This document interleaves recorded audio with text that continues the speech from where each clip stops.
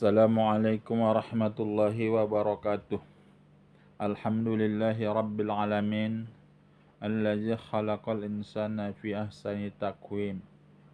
Ashhadu an la ilaha illallah wahdahu la syarikalah. Al-malikul haqqul mubin. Wa ashhadu anna Muhammadan abduhu wa rasuluh. Al-mab'usu lil alamin.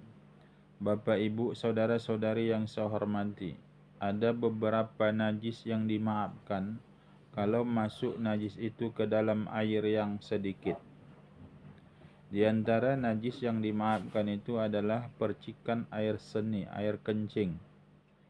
Yang kalau kita lihat percikan itu tidak nampak dilihat oleh mata karena terlalu halusnya. Lantas masuklah ke dalam air yang sedikit percikan kencing tadi, maka percikan itu adalah dimaafkan. Dan air yang ada tadi yang sedikit itu adalah suci dan menyucikan.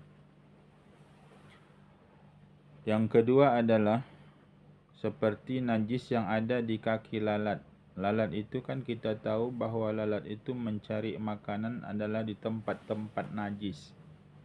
Lantas dia terbang ke sana kemari, masuk ke dalam air yang sedikit, maka lalat yang masuk ke dalam air yang sedikit itu adalah dimaafkan. Air yang sedikit itu adalah suci dan menyucikan. Bahkan menurut para ulama, ada dampak kita lalat yang hinggap ke darah.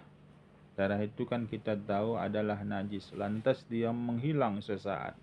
Dengan menghilang sesaat itu, maka kita harus berhusnuzon, berbaik sangka, bahwa hilangnya sesaat itu dia adalah membersihkan diri dan masuk ke dalam air yang sedikit, lalat yang tadi menghilang sesaat itu, maka air yang dihinggapinya itu adalah suci dan menyucikan dan dimaafkan, yaitu lalat yang masuk ke dalamnya. Bapak, Ibu, saudara-saudari yang saya hormati, sebagaimana yang disabdakan oleh Rasulullah sallallahu alaihi wasallam bahwa air itu adalah suci. Apa bunyi hadisnya? Yang arti hadis itu adalah apabila masuk ke dalam bejana atau tempat air mulalat, sementara tempat air yang bejana air itu adalah sedikit. Kemudian kamu selamkanlah lalat itu. Kenapa? Lalat yang masuk ke dalam airmu yang sedikit itu, sebahagian sayapnya adalah racun dan sebahagian sayapnya adalah penawar. Adapun yang sayap yang racun itu akan dimasukkannya ke dalam tempat airmu.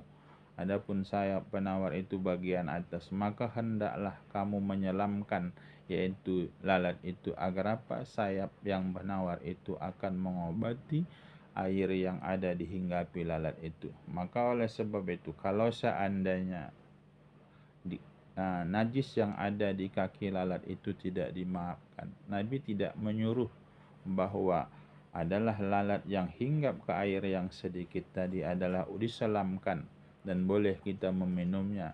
Tapi kalau seandainya itu najis, maka pasti Nabi mengatakan kamu tumpahkan. Tapi Nabi mengatakan cukup kita menyelamkan lalat itu, kemudian kita ambil lalatnya, dan air yang ada di dalam gelas tadi adalah suci dan menyucikan dan boleh kita meminumnya. Bapak, Ibu, saudara-saudari yang saya hormati, itu beberapa najis yang dimaafkan. Adapun najis yang dimaafkan adalah bangkai, yaitu bangkai yang darahnya tidak mengalir.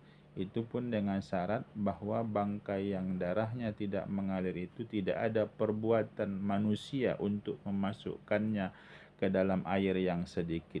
Kalau seandainya ada perbuatan yang dibantu oleh manusia, masuklah bangkai itu ke dalam air yang sedikit, maka air yang sedikit itu adalah najis.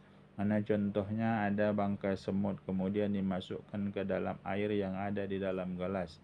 Siapa yang memasukkannya? Kita dengan sengaja. Maka kita memasukkannya dengan sengaja itu, maka air yang berada di dalam gelas itu adalah mutanajis dan kita tidak boleh meminum.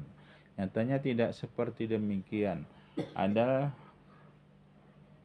yaitu semut di dalam gula, sementara semut yang ada di dalam gula itu masih hidup. Lantas karena kita tidak tahu bahwa ada semut di dalamnya, kita masukkanlah kita ke dalam air untuk menggulai air yang ada di dalam gelas.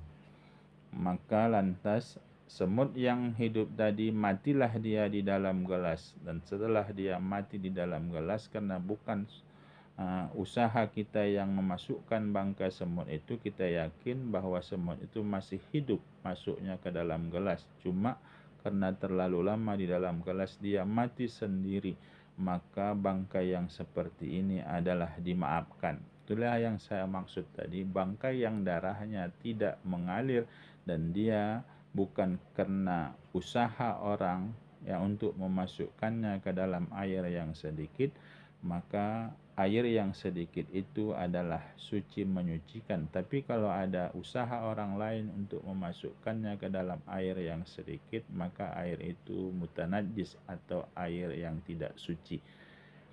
Bapak, Ibu, saudara-saudari yang saya hormati, adapun yang hidup dan mati sendiri, maka itu adalah bukan dengan usaha sendiri memasukkan bangkai itu, tapi kita memasukkannya adalah dalam keadaan hidup dan dia mati sendiri di dalam gelas itu, maka air itu tetap suci.